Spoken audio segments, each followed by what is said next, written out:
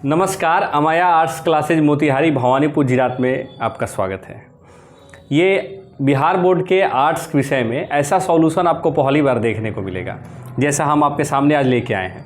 तो बिना रुके हुए हम इसको स्टार्ट करते हैं। मात्र 10 मिनट 15 मिनट का वीडियो होगा और 40 प्रश्न गारंटी के साथ 40 प्रश्न आप एक साथ देख सकते हैं 10-15 मिनट के वीडियो में। तो इसको हम स्टार्ट करते हैं। जैसे पहला सवाल क्या है हमारा, तो पहला सवाल है कि किस देश की जनसंख्या सबसे अधिक है। किस देश की जनसंख्या सबसे अधिक है? ऑप्शन है चीन है, भारत है, रूस है, पाकिस्तान है। देखिए, ये सवाल आपके एग्जाम में फंसा सकता है कि किस देश की जनसंख्या सबसे अधिक है। अगर यहाँ पे लगा देगा कि जनगणना के अनुसार, तब आप चाइना मारिएगा, क्या कि भारत का भी जनगणना की रिपोर्ट आई नहीं है। ऐसे अगर अभी वर्तमान का पूछेगा, वर्तमान में किस देश की जनसंख्या सर्वाधिक है, तो वो देश हो जाएगा भारत। भारत की जनसंख्या सर्वाधिक है, लेकिन जनगणना लगाएगा तो अब, जनगणना नहीं लगाएगा तो आप चीन ही आंसर मारिएगा। तो इस प्रश्न का जो आंसर हो जाएगा बाबू, वो हो जाएगा चाइना। आइए आगे देखते हैं। अब थोड़ा सा इससे रिलेटेड हम बनाए हैं। जैसे 1 नंबर जो इसमें लिखा हुआ है, सब जो ऑप्शन था आपके सामने, चीन था, भारत था, पाकिस्तान था, रूस था, उसके बारे में था, तो थोड़ा सा देख लेते हैं। जैसे चीन की राजधानी हो गई बीजिंग, और चीन के जो राष्ट्रपति हैं उनका नाम है शी जिनपिंग, ये चीन से संबंधित हो गया। दूसरा है भारत की राजधानी नई दिल्ली, और भारत की जो राष्ट्रपति है उनका नाम है द्रौपदी मुर्मू। 3 नंबर में था रूस की राजधानी हो गई मॉस्को, और रूस के जो राष्ट्रपति है उनका नाम है व्लादिमीर पुतिन। चौथा ऑप्शन था पाकिस्तान, तो पाकिस्तान की राजधानी होगी इस्लामाबाद, और यहाँ के राष्ट्रपति का नाम है आरिफ अलवी। आगे बढ़ते हैं, अगला सवाल देखते हैं।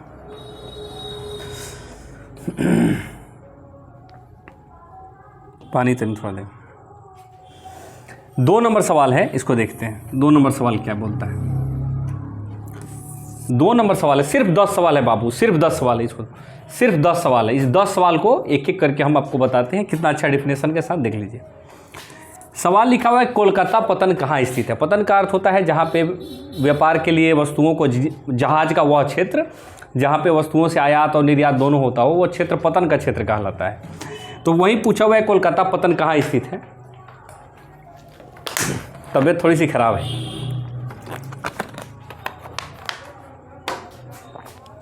तो कोलकाता पतन कहाँ स्थित है। ए नंबर में है उड़ीसा, बी नंबर में है पश्चिम बंगाल, सी नंबर में है कर्नाटक, और डी नंबर में है केरल। तो इस प्रश्न का जो आंसर हो जाएगा कोलकाता, वह कोलकाता पतन जो है वो पश्चिम बंगाल राज्य में है। इसका आंसर आपको पता चल गया। आगे देखते हैं, उड़ीसा में कौन से पतन है। जैसे यहाँ पे लिखा हुआ है कि उड़ीसा में कौन से पतन है, तो उड़ीसा में जो पतन है उसका नाम है पाराद्वीप पतन। कर्नाटक में कौन सा पतन है, तो न्यू मंगलोर पतन कर्नाटक में पड़ता है। केरल में कौन से पतन है, तो केरल में कोची पतन है। और तमिलनाडु में कौन सा पतन है, तो तमिलनाडु में तूतीकोरिन पतन है। तो ये 4 उसके ऑप्शन हो गए, और चारों ऑप्शन के सॉल्यूशन भी हो गए। तो एक बार मात्र 10 मिनट का वीडियो है, 10 से 15 मिनट का, एक बार देख लीजिए, पूरा रिवाइज हो जाएगा। आगे बढ़ते हैं अगले सवाल की तरफ। आइए 3 नंबर सवाल देखते हैं। 3 नंबर सवाल क्या है।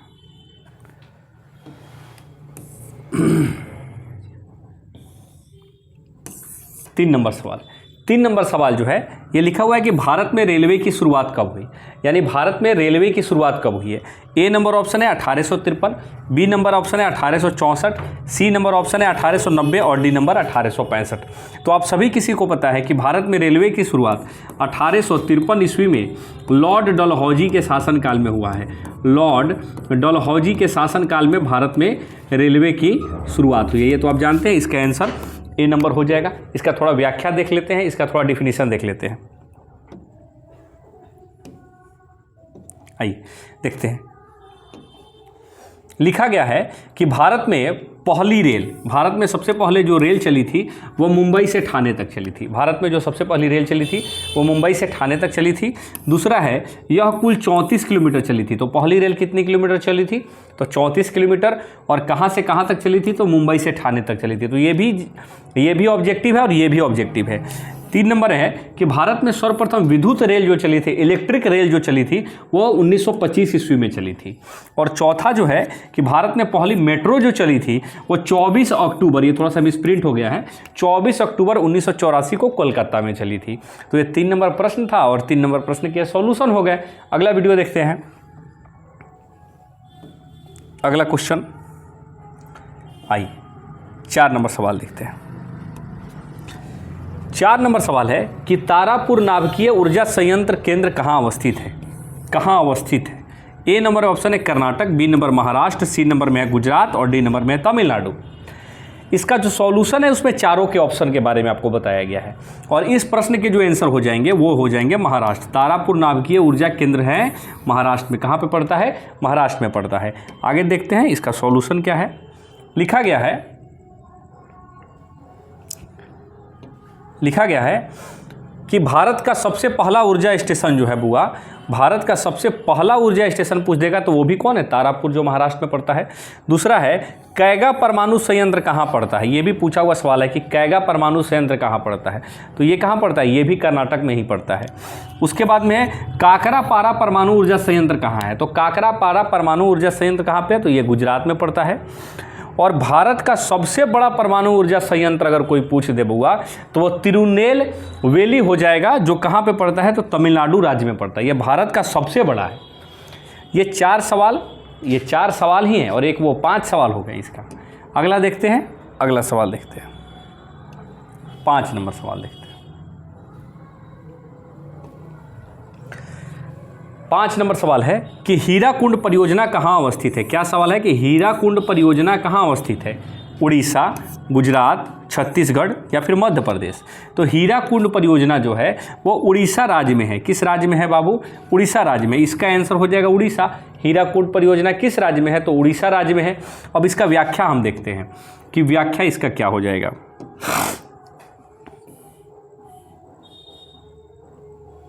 चलिए व्याख्या देखते हैं इसका। लिखा गया है कि हीराकुंड जो परियोजना है वो किस नदी पर है? तो हीराकुंड परियोजना जो है वो महानदी पर है। तो आपको ये भी पता चल गया कि हीराकुंड परियोजना किस नदी पर है? तो महानदी में है। दूसरा है कि सरदार सरोवर परियोजना जो है, सरदार सरोवर परियोजना जो है वो किस नदी पर है? तो ये नर्मदा नदी पर है और राज्य भी लिखा हुआ है कि गुजरात राज्य में है। 3 नंबर ऑप्शन है जो इंदिरा गांधी नहर है वो कहाँ की सबसे प्रमुख नहर है? तो ये राजस्थान की प्रमुख नहर है, ये भी आप जान गए। और 4 नंबर में लिखा है स्वतंत्र भारत की पहली बहुउद्देशीय परियोजना कौन थी? स्वतंत्र भारत की पहली बहुउद्देशीय परियोजना कौन थी? तो दामोदर घाटी परियोजना ये स्वतंत्र भारत की पहली बहुउद्देशीय परियोजना है। आप कमेंट करके बताइएगा कि सॉल्यूशन कैसा लग रहा है आपको। आप कमेंट कीजिएगा तो हमको मोटिवेशनल मिलेगा, तो फिर इस प्रकार के हम बहुत सारे वीडियो आपके लिए लाएंगे। आगे बढ़ते हैं, अगला सवाल देखते हैं। कौन सा देश कोयले का सबसे बड़ा उत्पादक देश है? कौन सा ऐसा देश है जो कोयले का सबसे बड़ा उत्पादक देश है? तो इसका आपको आंसर देना है। ए नंबर में है भारत, बी नंबर में है चीन, सी नंबर में है ऑस्ट्रेलिया और डी नंबर में है अमेरिका। तो कोयले के उत्पादन में जो हुआ वो चीन देश जो है वो 1 नंबर स्थान रखता है। कोयले के उत्पादन में चीन जो है वो प्रथम स्थान रखता है। अब इसका व्याख्या देख लेते हैं कि इसका व्याख्या क्या है। 4 हमको एक्स्ट्रा क्वेश्चन जानना है। तो इसमें सबसे पहले क्या क्या आपको लिखा गया है वो देख लीजिए। जैसे ये लिखा हुआ है कि दूध के उत्पादन में भारत का पहला स्थान है। किसके उत्पादन में? तो दूध के उत्पादन में भारत का पहला स्थान है। दूसरा है चावल के उत्पादन में चीन का प्रथम स्थान है। तो चावल और चाय दोनों हो गया, चावल और चाय दोनों के उत्पादन में चीन का प्रथम स्थान है। तीसरा देखते हैं, ऑस्ट्रेलिया जो है वो बक्साइट के उत्पादन में प्रथम स्थान रखता है। ऑस्ट्रेलिया जो है एक महाद्वीप है और जो बक्साइट के उत्पादन में प्रथम स्थान रखता है। चौथा जो है अमेरिका मक्का के उत्पादन में प्रथम स्थान रखता है। तो एक सवाल ये था कि चाय के उत्पादन में कौन सा देश अग्रणी है? तो चाइना। और बाकी जो सवाल है ये सब आपके लिए एक्स्ट्रा सवाल हो गए। आगे देखते हैं, अगला क्वेश्चन देखते हैं। अगला क्वेश्चन क्या है वो देखते हैं। तो अगला क्वेश्चन है ऑपरेशन फ्लड का संबंध है। क्या लिखा हुआ है बाबू? लिखा हुआ है कि ऑपरेशन फ्लड का संबंध किससे है? एक वीडियो बना दीजिए। ऑपरेशन फ्लड का संबंध किससे है? तो ऑपरेशन फ्लड का जो संबंध है, ए नंबर में दूध, बी नंबर में अंडा, सी नंबर में तिलहन और डी नंबर में है गेहूं। तो ये आप जानते ही हैं कि ऑपरेशन फ्लड का संबंध किससे है। तो ऑपरेशन फ्लड का संबंध जो है वो दूध से है। इसको ऑपरेशन फ्लड या श्वेत क्रांति आप बोल सकते हैं। गुजरात से चालू हुआ था ये। आप इसको ऑपरेशन फ्लड या श्वेत क्रांति के नाम से भी जानते हैं। आगे इसका हम क्या देखते हैं? तो इसका हम व्याख्या देखते हैं। लिखा हुआ है व्याख्या में, क्या लिखा हुआ है कि श्वेत क्रांति की शुरुआत 1970 में हुई है। श्वेत क्रांति की शुरुआत कब हुई है? 1970 में हुई है। अगर ये पूछेगा कि श्वेत क्रांति के जनक कौन है तो ये भी याद कर लीजिए, वर्गीज कुरियन। क्या नाम है उनका? वर्गीज कुरियन। श्वेत क्रांति के जनक कौन है? तो वर्गीज कुरियन है। 2 नंबर में है रजत क्रांति का संबंध अंडा के उत्पादन से है। ये पूछता है कि अंडा के उत्पादन के लिए कौन सी क्रांति हुई थी? तो रजत क्रांति हुई थी। या फिर ये पूछता है कि रजत क्रांति का संबंध किसके उत्पादन के लिए, तो अंडा के उत्पादन के लिए। हरित क्रांति का जो संबंध है वो गेहूं के उत्पादन के लिए। हरित क्रांति का संबंध किसके उत्पादन के लिए, तो गेहूं के उत्पादन के लिए है। वहीं पीली क्रांति का जो संबंध है वो तिलहन के उत्पादन के लिए है। पीली क्रांति का संबंध किसके उत्पादन के लिए, तो तिलहन के उत्पादन के लिए। तो 4 उधर और एक उधर और 4 इधर, 5 सवाल हो गए। अगला सवाल देखते हैं कि अगला सवाल क्या है। अगला सवाल देखते हैं, 8 नंबर सवाल है। 8 नंबर सवाल है कि 2011 ईस्वी की जनगणना के अनुसार भारत की जनसंख्या कितनी थी। 2011 की जनगणना के अनुसार भारत की जनसंख्या कितनी थी। ए नंबर ऑप्शन है 125 करोड़, बी नंबर में है 140 करोड़, सी नंबर में है 121 करोड़, डी नंबर में है 175 करोड़। इस प्रश्न का जो आंसर हो जाएगा वह 121 करोड़ लगभग हो जाएगा। 121 करोड़ लगभग हो जाएगा।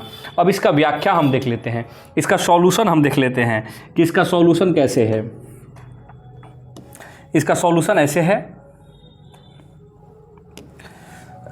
इसका सॉल्यूशन देखते हैं। तो 1 नंबर है कि भारत में पहली जनगणना जो हुई है वो 1872 में हुई है। ये भी आप जानते हैं कि किसके समय हुई है, तो लॉर्ड मेयो के समय में भारत में पहली जनगणना हुई है। दूसरा नंबर में है कि भारत में पहली नियमित एवं संपूर्ण जनगणना, भारत में पहली नियमित एवं संपूर्ण जनगणना 1881 ईस्वी में हुई है। और वह किसके समय में हुई है, तो लॉर्ड रिपन के समय में हुई है। 3 नंबर में लिखा हुआ है कि स्वतंत्र भारत की पहली जनगणना कब हुई है, तो स्वतंत्र भारत की पहली जनगणना 1951 ईस्वी में हुई है, 1951 में हुई है।